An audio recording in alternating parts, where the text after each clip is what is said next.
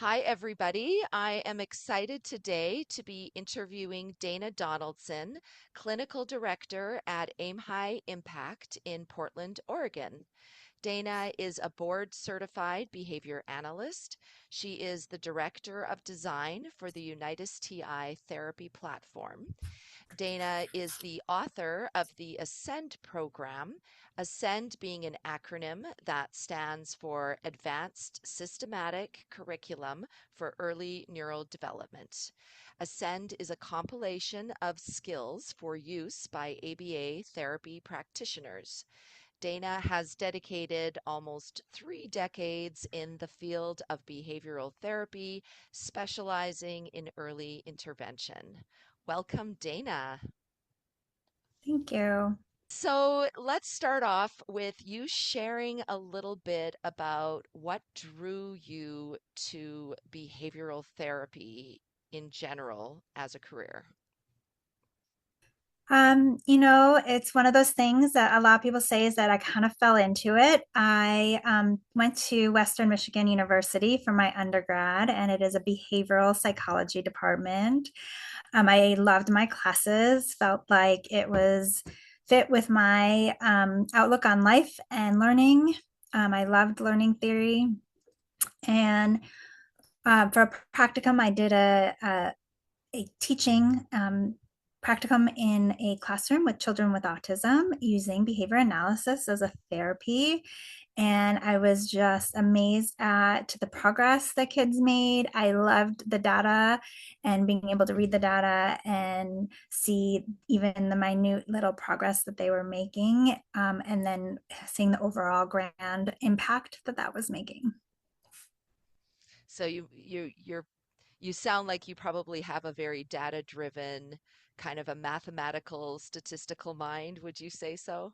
Yes, absolutely. I really do love um, when we were using paper to dot those graphs and see the ascending trends. And I do get very much reinforcement from that.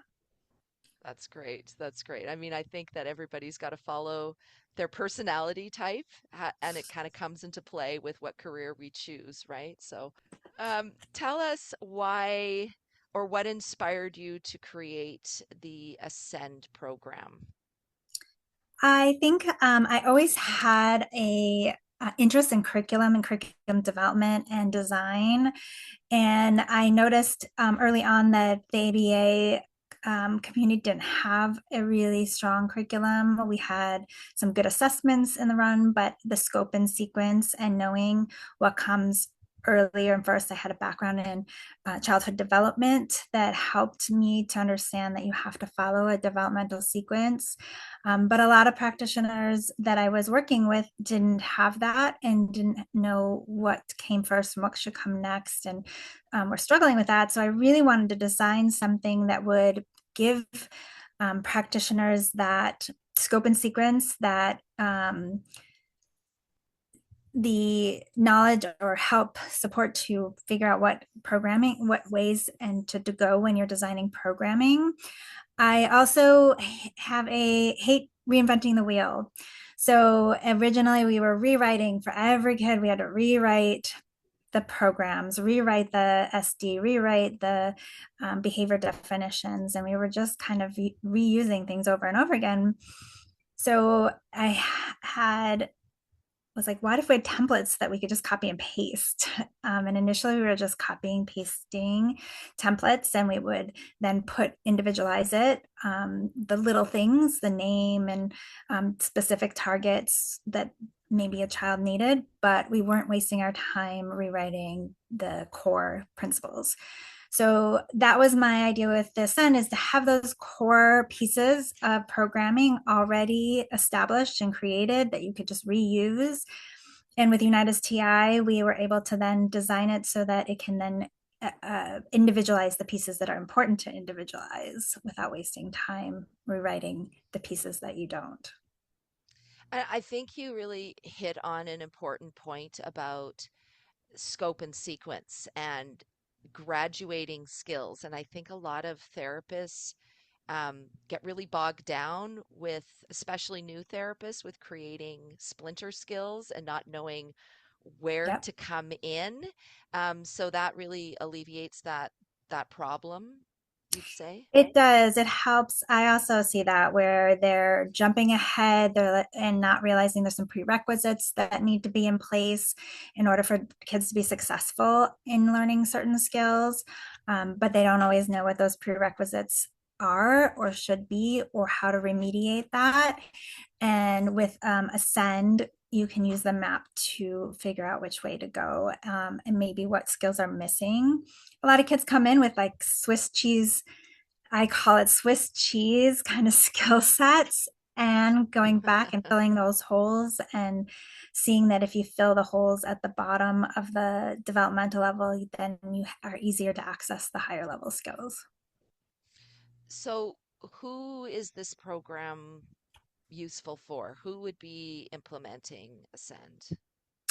So anyone who is working one in a one-to-one or small group situation, it could be educators, it could be behavior analysts who are working with very discrete skills.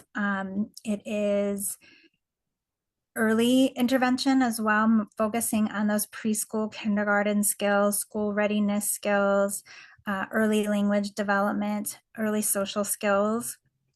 But it is designed for that one-to-one where you're taking data on each level and breaking those down into very small steps. And what would the behavior therapist or the educator, what would they be seeing? Like, what is kind of the scope of different skill domains that Ascend entails?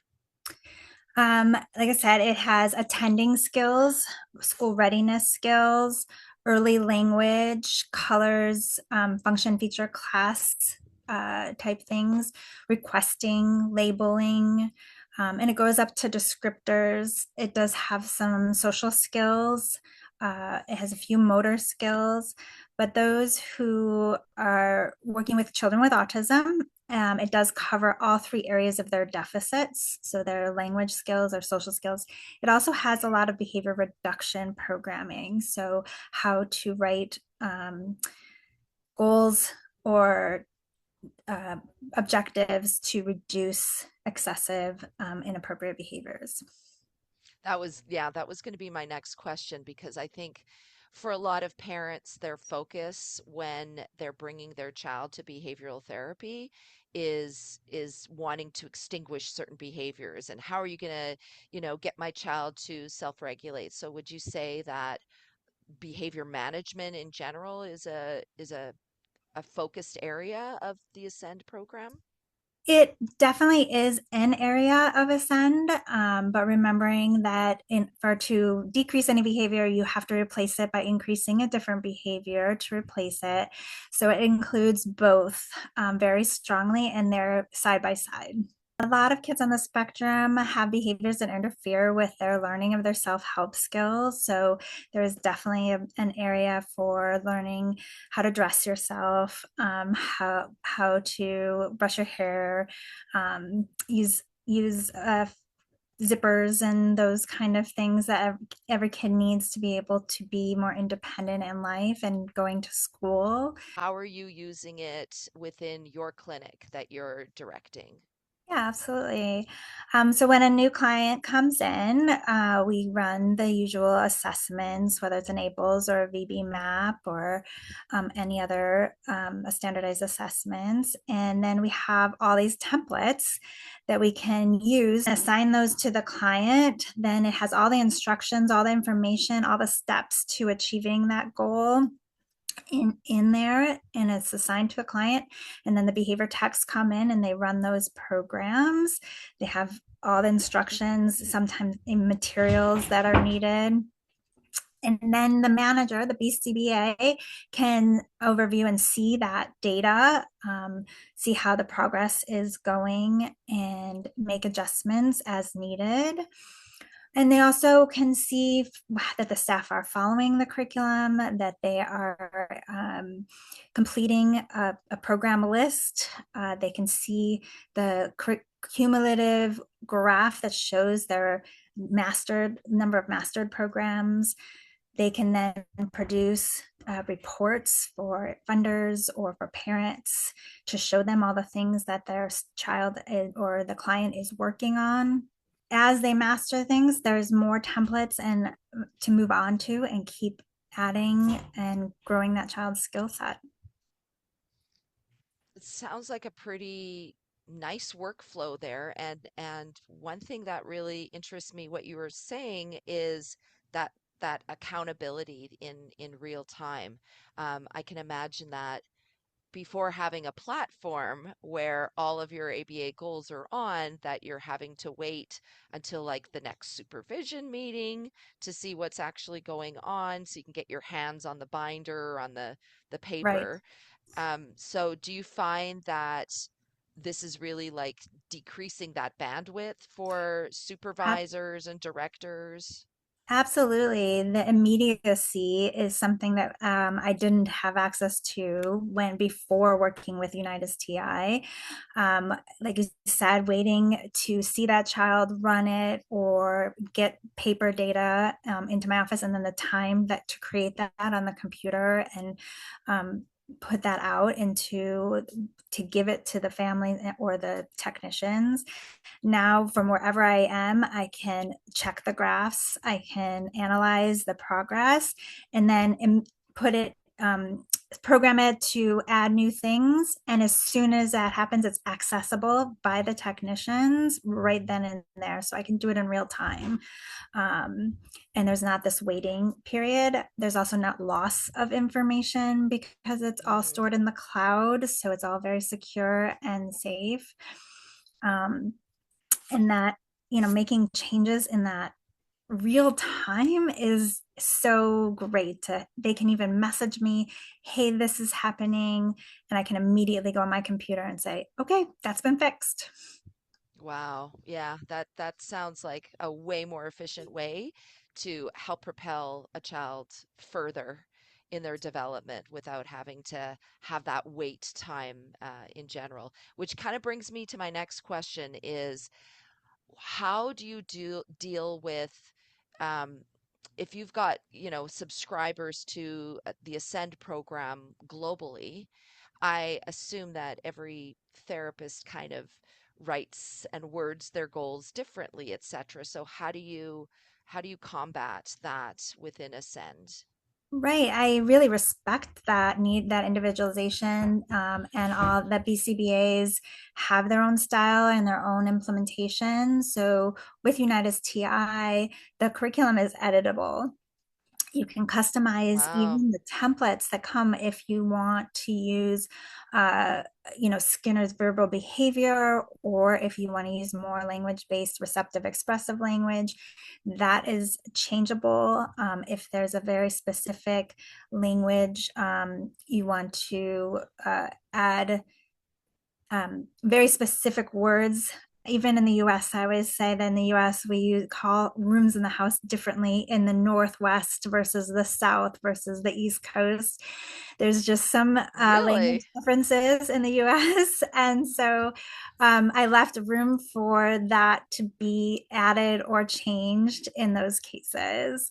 It's very adaptable, it's very customizable uh, for those across the world. And it's also, we're starting to translate the curriculum into other languages as well. Right now, it's being translated into Spanish and Portuguese. So, really wanting to get ABA and the treatment of autism accessible across the world. That's wonderful. I'm really excited about the fact that Ascend is now in Spanish. So, for anybody out there in the Spanish communities, definitely you want to check out the program.